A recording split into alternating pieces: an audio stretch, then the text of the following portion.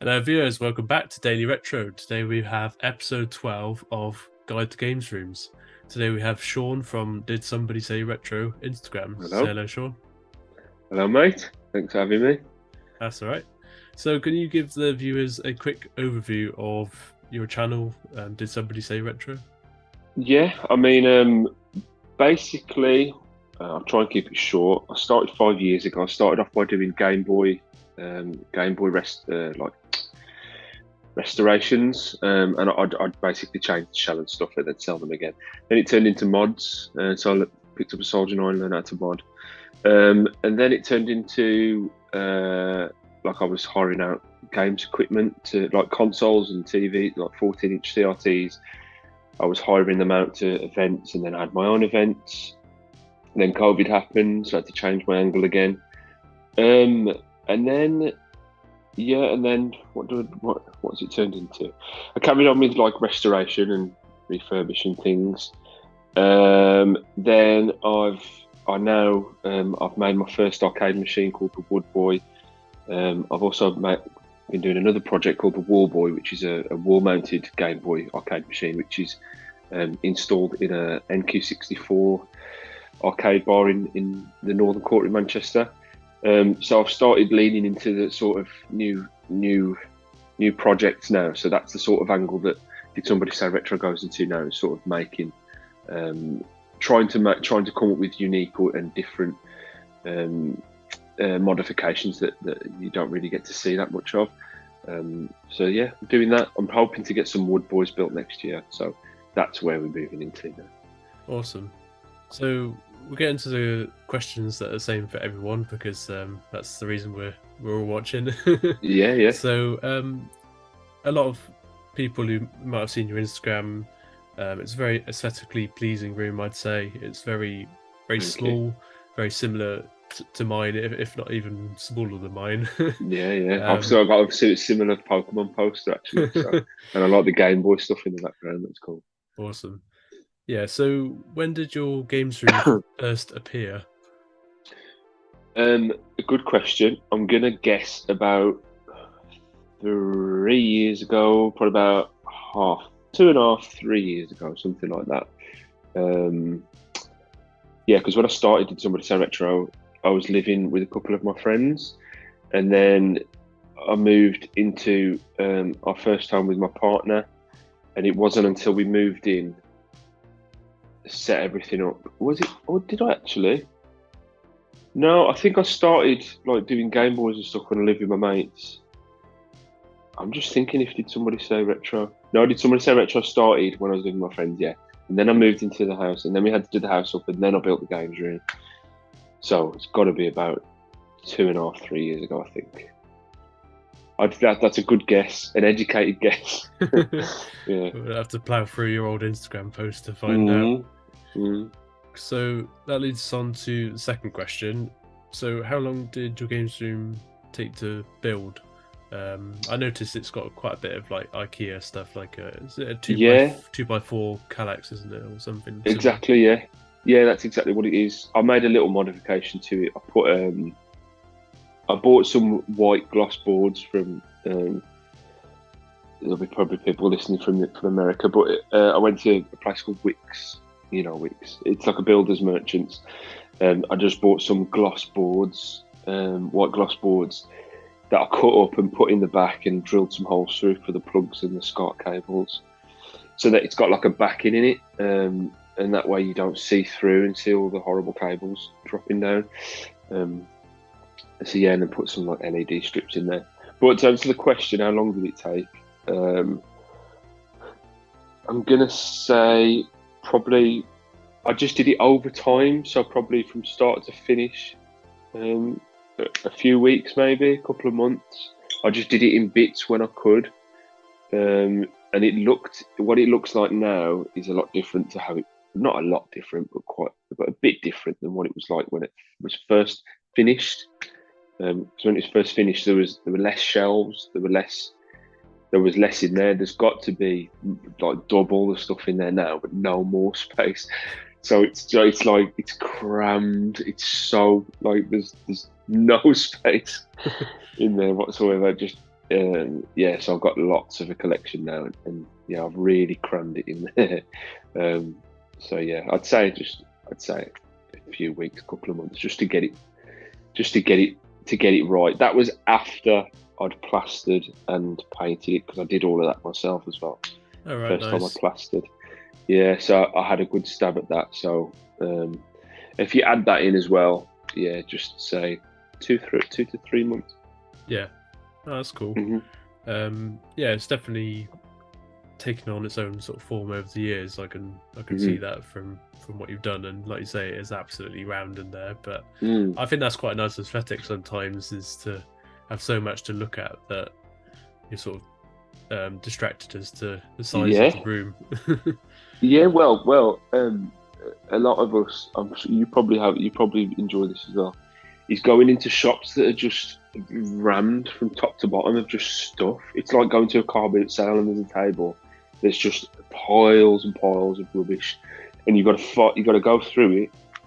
I mean, those days are gone because everybody does it now. But when it was good, you used to be able to go through car boot sales and try and find a game at the bottom of a bucket, and you would. I've been there many times, like charity shops, or there's the odd shops that I've visited on like short breaks with the missus, where it's like a hoarder. And, like, I've been to shops before. There's a guy in I'm not going to mention any names because I don't want to sound insulting, but you go to these people's shops and they're like hoarders, and it's just rammed full of stuff. But I love that. I absolutely. Some people it would stress them out, but I love it. So maybe there's an element of that I like, where it's not untidy. It's like an organized chaos. There's so much stuff wrapped what's the word? Basically, I've got so much stuff on the shelves, but it's all neat and tidy. Yeah. But maybe there's something that I like about that. Maybe there's something in that there that it's like you like to be surrounded with just loads of stuff. It's quite nice. Yeah. Yeah, it's a nice feeling. Mm. Cool. So, question number 3 is, where did the inspiration for your games room come from? Did it come from other channels or friends in person, or? To be honest, I think I was probably influenced by. Was influenced by the Kallax, by other people, but that was just in general. I mean, there's always going to be a general way to set up a games room. But other than that, I think everything I just did it how I wanted it to look. Really, I wanted everything to fit in a camera, in like a film, I wanted everything to fit in a photograph if possible. So I tried to squeeze everything in a certain orientation. So that's why I had it quite like I wanted portrait photographs on Instagram. So I built my shelves above the unit so that when I take a picture, you could see everything. And then eventually it sort of spread out anyway. So yeah, I guess I was mildly influenced by other people's how they use the Kallax. Other than that, I just sort of winged it really and just figured it out, I guess. Yeah, gotta make it your own thing. Yeah, man. Cool. So, is there a favorite item or feature in your games room? I'm gonna guess that obviously you're a big lover of CRTs. Is that one of your favorite items? Or? Yeah. So the 6-inch Sony PVM that's on the top left. There's like a pyramid on the left-hand side. The top one is the one that works properly. That's the first PVM that I bought. So yeah, that's one of the items. It's difficult to pinpoint one item that I like the most, but if in terms of CRTs, I'd say that one there. What else? I've got the same Super Mario Brothers cartridge I had, Super Mario Brothers 3 cartridge I had since I was a kid in a drawer somewhere in there. I love that. But a few other things like the Game Boy Light, the Japanese release of the Game Boy that has I can't remember the word for it, but you know, like on Casio watches, it's got that blue light. The Game Boy, yeah. The Game Boy Light has, is it called inflorescent? Yeah. That's how it's lit up. I've got one of those. I love that. I've got some rare games in there. I've got a SpongeBob SquarePants GameCube control pad that's boxed, sealed. That only ever seen one of on the internet, and they're sell for crazy money, and I got it for a tenner. Nice. Like there's loads of things. There's quite a few things in there that I do really like. There's a good backstory, but yeah, it's hard to answer that and say one definitive thing. Yeah. But that's sort of a rough outline of the first things that pop into my head. Okay, that kind of leads us on to the next question. So, not necessarily your favorite item, but what would you say is the most expensive item in your room? I've got Tombi on the PS1. I've got that for 90 quid. That's about, oh man, it goes up all the time. So about 200, 250, maybe. It's worth now. Those PVMs are expensive. I got that 14-inch PVM on the right hand side. That's probably worth a few bob now. That's probably, I'm going to guess, based on what they were worth when I bought them, I'm going to say about 250, 300. Do you get, side question? Do you get those sort of maintained by someone, or? No, if I'm honest, they go in there and I don't touch them again, really. And then they just, if they carry on working for forever, then that's great. But they don't really go. Nothing really goes faulty. I mean, I'm saying that though. The main CRT that I have, it's always in the middle. I've gone through about 4 now because those over time do play up because it gets cold in that room. In the corner of the house, it's quite a cold room, and eventually it starts getting arcing. I think it's called arcing, and it's when it just starts playing up. Basically, I won't go into it, but it needs repair. It's only been recently that I've figured out. I know how that gets fixed now. So when that happens, it happened to my Bang & Olufsen CRT, so I've just kept it in the garage for now, and I'll get to it at some point. But the Sony Trinitron, the big one, the 25-inch in the middle, that started playing up a little bit. So I might have to fix that soon. Most expensive item. That SpongeBob SquarePants pad. That's like last time I checked that was about $450 on eBay. It's hard to find a boxed one, so that could be the most expensive item. Yeah, there's a few pieces in there. It's just happy accidents really. When I've fallen into buying something and then it turns out it's quite pricey. Yeah, it's sometimes hard to keep track of how much stuff is worth, especially like you say, if you've bought it at a cheaper price years ago. Then, it's difficult. Cool. So you're gonna have to cast your mind back to pre-baby, but so pre-baby, what did you play most in your games room? Time Crisis 2, I think. There's something really special about playing on a light gun game at home. I love it, man. I love it. So Time Crisis 2, Time Crisis 3. So I played those, and GTA 2. What else did I play there? I was going through Tony Hawk's 3 again. So on the PS2, I was playing on PS2 because it's better. So those are the games. I'd say Time Crisis 2 mainly because it's just being able to just sit there and play a good game in your own bed, in your own room in your house. It's cool, man. Yeah. So that's what I was playing. You ever get friends over for multiplayer on that, or is it just a single? But I think I did want to do it, but you have to have 2. You can't play 2 on the same screen, can you? You have to have 2 monitors. Okay. I believe you have to link them up. There might be. I know House of the Dead. I played House of the Dead 3 on the Xbox with the light guns with my missus. You can play that together at the same time. And the guns for the Xbox are quite cool. I've got like a little sight in there as well, like an attachment on the top there, wicked. It's got like a little red dot in there as well, I think. But I think on Time Crisis 2 you have to link them up. You have to have 2 PS1s, 2 CRTs, 2 light guns. So I wanted to do that. Maybe a project for one day. Yeah, man.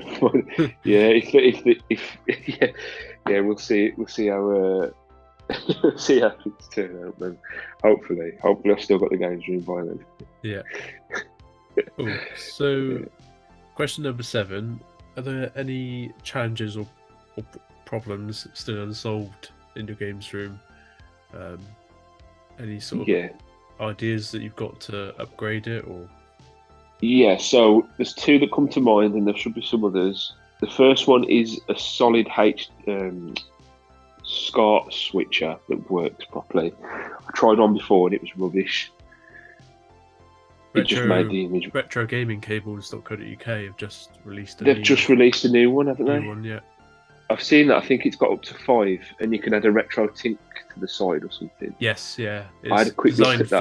for the 5X, but I think they're doing one that's got like a different sort of output for other switchers as well. Yeah. So Well, I talked to. Well, I looked at that. I was considering buying one, to be honest, because I can't speak any more highly of retro gaming cables. I've actually I've spent a bit of money myself with them, and also with because I work for NQ64. I look after all the consoles for them, like nationwide for every site. So I've bought a lot of their stuff for those guys as well. Well, for us. So yeah, I can't recommend them much anymore myself. To be honest, they're great. So I might be picking one of them up. To be fair, but that was the one main issue because now I've moved into when I first started, everything was just an RCA cable. It was just a standard video output, but now I moved into RGB to try and get the best out of my monitor. So that's something I might do soon. I bought when I went on holiday to Wales, from a charity shop in Harlech, next to Harlech Castle. I bought a boxed CRT bracket that you can put on the wall. So like you go into imagine you go into B&Q when we were younger, and you'd see in the corner there's like a CCTV monitor, like a bracket that would hold that up like a shelf. I would love to put that up in the corner and have it hooked up so you could sit there and play on it as well. Because sometimes I have my friends' kids around or my nephews around. I've now got my own baby, so it'd be nice to have all these different ways of playing games. Like there's Super Mario 64 in the corner. There's a PVM with I don't know, the kids are playing bowling on the Wii or something, and then in the middle I can play Time Crisis. That would be cool to have all of that going on. I suppose that's not a problem, but that's I think you might have said in there, not necessarily a problem, but like a project or something else I'd want to work towards. Another problem is space. It needs clearing out. I need to sell some stuff, if I'm honest. I've got too much stuff, man. It's gone. It's like there's loads of stuff in the loft as well. Literally not. There's no more room to fit any more stuff. So I need to sell some stuff. I need to make some space. Excuse me. So that's a bit of a problem, is the space situation. Yeah, you don't want to leave too much in the loft because exactly, not the best place to store stuff. Excuse me. Sorry. Yeah, exactly. It's hot and cold, hot and cold, hot and cold. It's not good. And if there's ever a leak, I've ruined a lot of things. I've got a Crash Bandicoot plush that's like this big. Stuff I've got is insane, man. I've got so much stuff. I need to sell some stuff, man. really, really bad. But I'll worry about that another time. Yeah. At least it'll raise funds for the little ones' birthdays and things like that. It'll go towards Cora's stuff, man. She'll have by that point, mate, I'll be able to get her a first car. Eventually, if the stuff just keeps going up in price, it'll be worth some money, man. So it's kind of like a bit of an investment as well. So I'm trying not to just flog everything, just to make space. When I don't, I could do, I can keep hold of this stuff for longer. So yeah, I would like it to gain a bit more value, so then I can put it towards the baby. Yeah. Cool. So, penultimate question kind of leads on from that. Is there any upcoming changes to your games room? So, you've kind of already mentioned the CRT wall holder. Yeah, You maybe have to think a couple of years in the future when yeah, you've got a toddler who's actually showing an interest in wanting to play a game with you. But yeah, yeah. would there be any changes you can think of? There's no Um, worries if not. uh, yeah. If I was going to make changes, apologies, my AirPods are running out of battery, so if the video's cut off, I'll just take them out. But yeah, changes I would make. I'd make it a bit more child friendly. I'd, I'd, yeah, I'd definitely make it a bit more child friendly. Um, but the thing is, as well, the kids love playing with the little toys on the shelves as well. Um, so yeah, I'd sort out any sharp edges and stuff. That's a perfectly So there's not, reasonable answer. yeah, man, yeah, probably have like a little rug on the floor so she can play with the toys on the floor rather than a cold, laminate floor. It's the only room without a radiator, so I have to keep the door open all the time to let heat in there. So I try not, because I can't afford to have that room go like damp or anything, or like, because there's so much stuff in there. So I have to keep and try and make sure it's warm as much as possible. So I put a radiator in there as well. I'll do that at some point. So it's, if we're going to be spending more time in there in the winter and the Cora wants to come in there, then we can stay nice and warm. We can watch like VHS tapes and stuff in there as well. So I'd make sure that the VHS player is always in there ready, so we can watch like old Disney movies together and stuff. Nice and accessible. Nice. Yeah, man. Awesome. Okay, so final question for yourself before we get on to my favourite bit of your room. So that is, are there any tips you would give to people who are thinking of building their first games room? Yeah, don't rush it. Take your time. Take as long as you can, because it's like with a lot of things. Is the doing it is the most exciting bit. Don't like rush into it and do it as quick as you can, because once it's done, and you don't get to do it again. Because I quite missed the excitement of building it. That was the best part. That's 100% the best part. That's like with anything, like the wood boy, the figuring it out and winging it, and then things fitting and coming across problems and then it working is the exciting part for me. So yeah, don't rush it. Do it bit by bit, because it's just a great little journey. Don't half-arse anything. Like, do just, even if it takes longer, like, do things properly. Don't like do things like, when you're putting things on the wall, make sure it's perfect. Make sure it's in line, and just make sure you do like a really nice job, because it makes the difference. If you go in there and things are just thrown on the shelves and there's no thought that's gone in, have themes on your shelves, have categories, have, like, you've got PlayStation 1, PlayStation 2, PlayStation 3 all in a line. Or do something like that. Yours is neat. I can tell you love your room because everything's neat and tidy. So do the same thing. And if you haven't got an Instagram page, make one and show and let other people enjoy it as well. Because that's the thing that's special for me is I get to, because it's not just for me. It's for everybody else. It's for you. It's for all the other followers and stuff. I like to give other people enjoyment from it as well. It's not just for me. So if you don't have a page or some sort of social account, make one so everyone else can enjoy your games room as well. And yeah, just make it nice and cozy, and just get all the things that you wish get all the games that you were dreaming about having when you were a kid, and look, sit there. And one last thing is, don't always think that you have to play a game in there. It's nice to just sit in it.